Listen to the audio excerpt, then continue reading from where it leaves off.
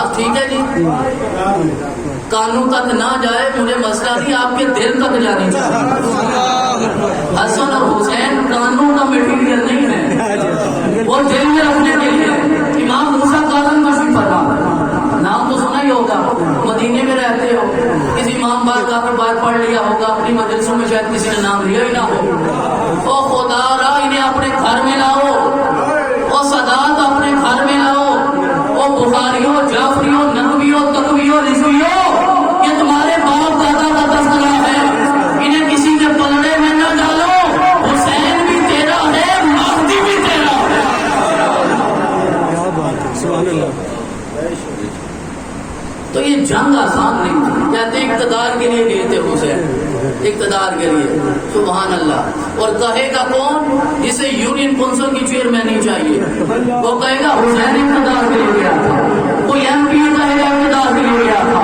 میں بات کروں گا سیدھی سادھی، میں کہتا ہوں انہیں کتابیں نہیں آتی، لوگ کتابیں کھول کے بتا دیں فلاں صفحے پہ یہ لکھا ہے، تو لکھا ہوگا، دنیا والے ہمیں بتائیں گے، ایک مسجد کا امام بتائے گا کہ حضرت اقتدار کے لیے گئے تھے، مفتی اعظم کہیں گے اقتدار کے لیے گئے تھے۔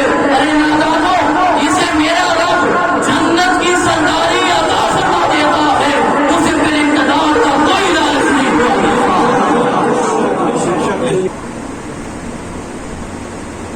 اور یہی خلفائے راشدین نے ہمیں بتایا، ساری زندگی کا مطالعہ کر لیجیے، کیا اہل بیت سے شاید برتر کائنات نہیں بنی۔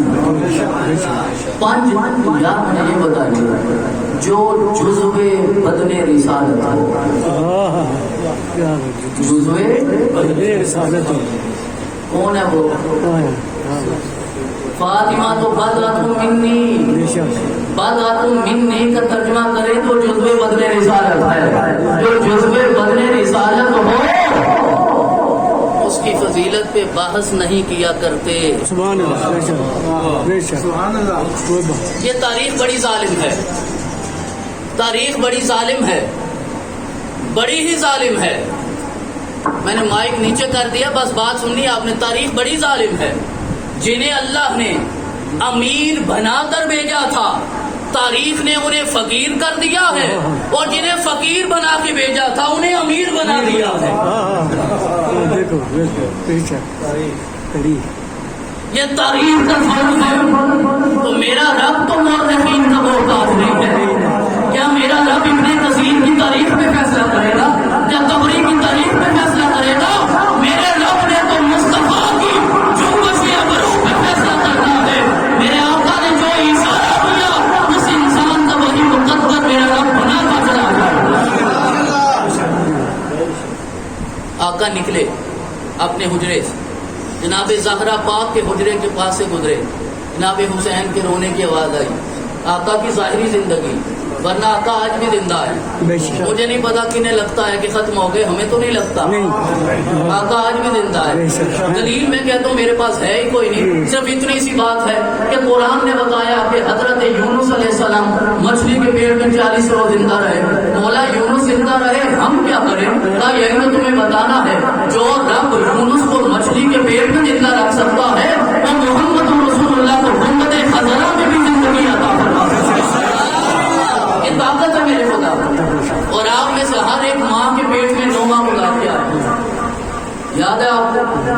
کیسے یاد ہے؟ واقعہ سنائیے ان 9 ماہ کا، کیسے گزار کے آئے؟ اپنا سنائے نا، کسی اور کا نہیں۔ ماں نہ بتاتی ہمیں پتہ ہی نہ ہوتا، اپنے بچے پیدا نہ ہوتے تو ہم ماننے کو تیار ہی نہیں تھے، ہم تو دانش کل ہیں، ہم کیسے مانے بندہ ایسے پیدا ہوتا ہے؟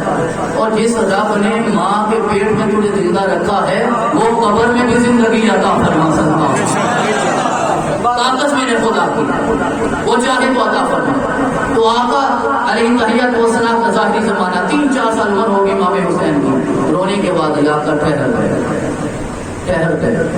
اندر چلے گئے۔ فاطمہ سے پوچھا، ایک جملہ بولا، آقا نے کہا یا فاطمہ علم تعلمی ان بکاءہ یؤذینی، فاطمہ مجھے پتہ نہیں ہے حسین کا رونا مجھے تکلیف دیتا ہے۔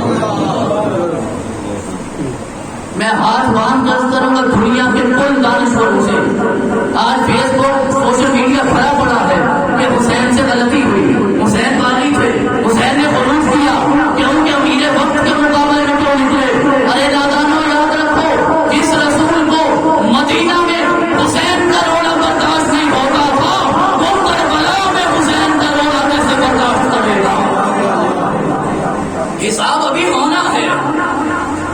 ابھی پنسراب سے گزرنا ہے، ابھی تیری روح نکلنی ہے، ابھی تو نے قبر میں جانا ہے، اور جب قبر میں جاؤ گے پتا چلے گا قبر میں جو آیا ہے وہ یزید کا نانا نہیں، وہ حسین کا نانا ہے۔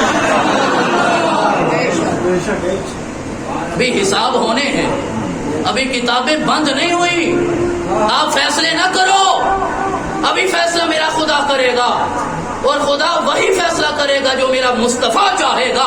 والا سوفا یعطیکا ربکا فترضی کا مصطفیٰ اپنے چہرے پہ غم لے کر نہ آؤ، میں اتنا دوں گا جب تک تو راضی نہیں ہوگا میں آگاہی کرتا چلا جاؤں گا۔ ہمیں جعفر صادق سے پوچھا گیا، حضرت یہ بتائیے کہ آقا کیسے اپنے رب سے راضی ہوں گے؟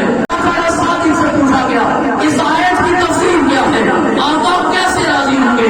جناب امام صادق نے کہا آقا ایسے راضی ہوں گے کہ آخر بیت میں سے کوئی فرد بھی جہنم میں نہیں جائے گا، ہر فرد جنت میں جائے گا، پھر مصطفیٰ اپنے رب سے راضی ہو جائے گا۔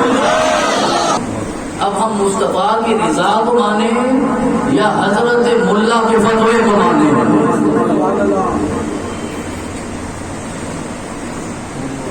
تو یہ ریفرینڈم ہو رہا ہے، ہم حصہ ہیں، اللہ کی مہربانی ہے، سعادت مندی ہے، اس نے ہمارے اندر حسین کی روح کا حلول کروا دیا۔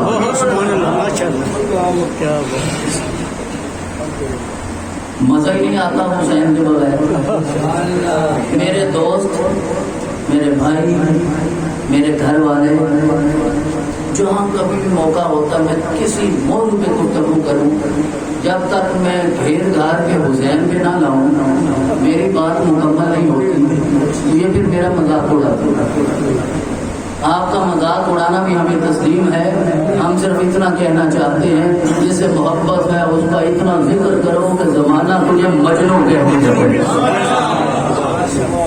پھر کتنے خوش نصیب ہیں آپ کہ آپ کو حسین کی شان میں حدیثیں گھڑنی نہیں پڑتی، آپ کو کوئی زور نہیں لگانا پڑتی، آپ کو تو چننی پڑتی ہیں کہ حدیثیں اتنی ہیں آدھی گھنٹے میں بیان کیا کرو، بجائے اس کے ساری زندگی میں ایک حدیث دو حدیثیں۔ یہ آپ کو خوش نصیب ہیں جن سے اللہ محبت کرتا ہے، رسول اللہ محبت کرتے ہیں۔ اور پھر حسین نے وہ سجدہ کیا کہ 1383 سال ہو گئے حسین کا سجدہ ابھی ختم ہی نہیں ہوا، 1361 ہجری میں سجدہ کیا، 1444 سے 1383 سال ہو گئے حسین کا سجدہ ختم ہی نہیں ہوا۔ لوگ کہتے ہیں تلواروں کے سائے میں تو سجدہ کرنا ثابت ہو جاتا، حسین نے کیوں کیا؟ حسین نے اپنی ماں کا سجدہ دیکھا تھا کہ جب ماں نے کہا مولا کچھ نہیں مانگتی، رات تو اتنی کرتے 2 سجدے تو تیری بارگاہ میں پیش کر سکو۔ حسین نے زہرا کا وہ سجدہ دیکھا، مولا علی کا وہ